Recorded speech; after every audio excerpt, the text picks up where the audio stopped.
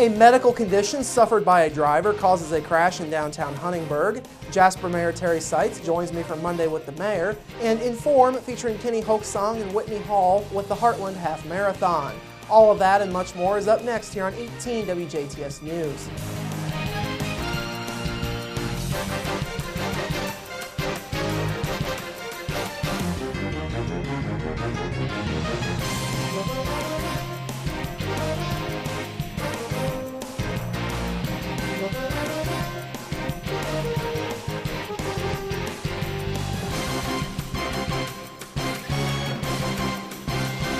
Hello, I'm Bradford Raths. In your news, no one was injured following an accident along 4th Street in Huntingburg that ended with a vehicle hitting a local business. Huntingburg police say 47-year-old Sean Denton of Huntingburg was westbound on 4th Street just after 11:50 p.m. last night when police say he experienced a medical condition.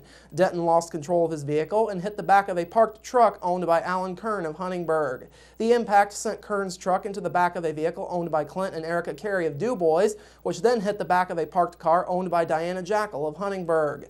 All three vehicles were parked along the north side of 4th Street. Denton's vehicle came to rest against the front of the Gaslight restaurant along 4th Street, while Kern's vehicle came to rest on the sidewalk on the north side of 4th Street. Denton was taken to Memorial Hospital for treatment of the medical condition. There were no further injuries. Denton's vehicle and Kern's vehicle both suffered $10,000 worth of damage, while Clint and Erica Carey's vehicle suffered $2,500 worth of damages, and Jackal's vehicle suffered $1,000 worth of damage. No charges were filed. A traffic stop in Gibson County on Friday night resulted in the arrest of a Knox County man who was impaired while driving with his 9-year-old grandson in the vehicle. Indiana State Police say Gibson County Dispatch received a 911 call concerning a possible impaired driver heading southbound along US 41 at about 10 p.m. on Friday evening.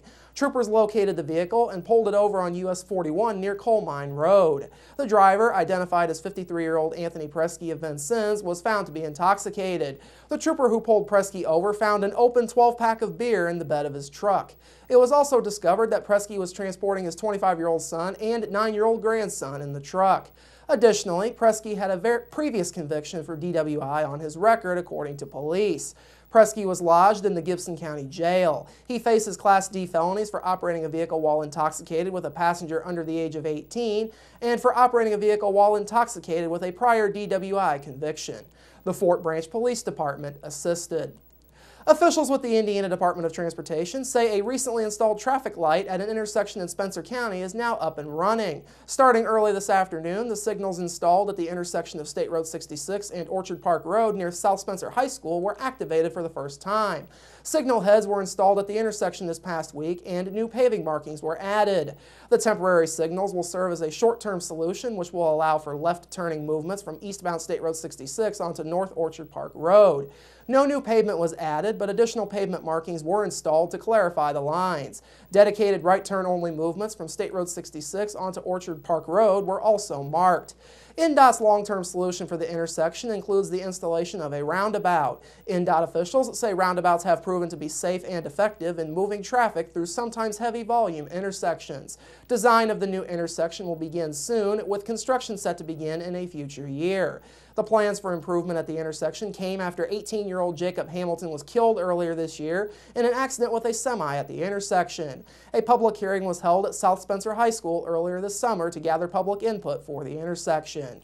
INDOT encourages motorists to slow down and pay special attention as they become familiar with the new signal and traffic movements in the area. For the latest news and information about INDOT, you can visit in.gov/INDOT and trafficwise.in.gov.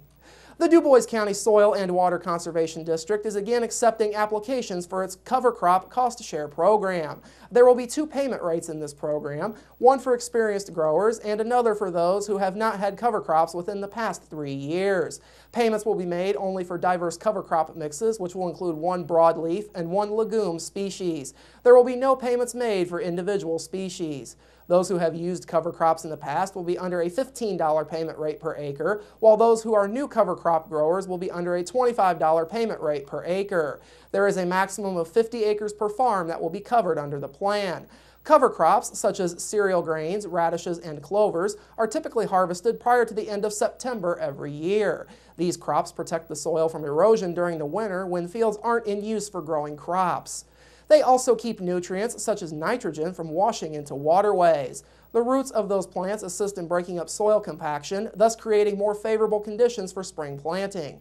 Applications are being accepted from now until next Wednesday, September 4th. For more information, you can call Judy Brown at 482-1171, extension 131. Tomorrow, Purdue Extension, in cooperation with the Du Bois, Spencer, and Perry County Soil and Water Conservation Districts, will be holding their 2013 Greener Pastures Field Day. The event will feature topics on livestock, forage, and grazing. Some of the specific topics will include rotational grazing and water systems by NRCS grazing specialist Robert Zupanjic, goat production and management by Ken Andrews of Kentucky State University, animal health and feeding by Jason Tower of the Southern Indiana Purdue Ag Center, and cover crops and grazing by area producer Roger Robinson. The program is set to be held tomorrow evening starting at 5 p.m. Central Time at the Justin Roth Farm in the 4500 block of West Eureka Road in Rockport. The program costs $5 per person, which will include a meal catered from Moonlight Barbecue of Owensboro. Knox County Purdue Extension educator Valerie Klingerman will present on weed control and herbicide resistance during the meal. Pre-registration is required for tomorrow's event. You can pre-register by calling your local SWCD office, which for Du Bois County is 482-1171, in Spencer County 649-9136, and for Perry County 547-4686. Coming up after the break, Jasper Mayor Terry Seitz joins me for Monday with the Mayor. Plus, warm weather and high humidity are in store for your local forecast. Sports with Kurt Gooksell, and Inform featuring Kenny Hoaxsong and Whitney Hall with the Heartland Half Marathon. That's all up next here on 18 WJTS News. Local people watching local people.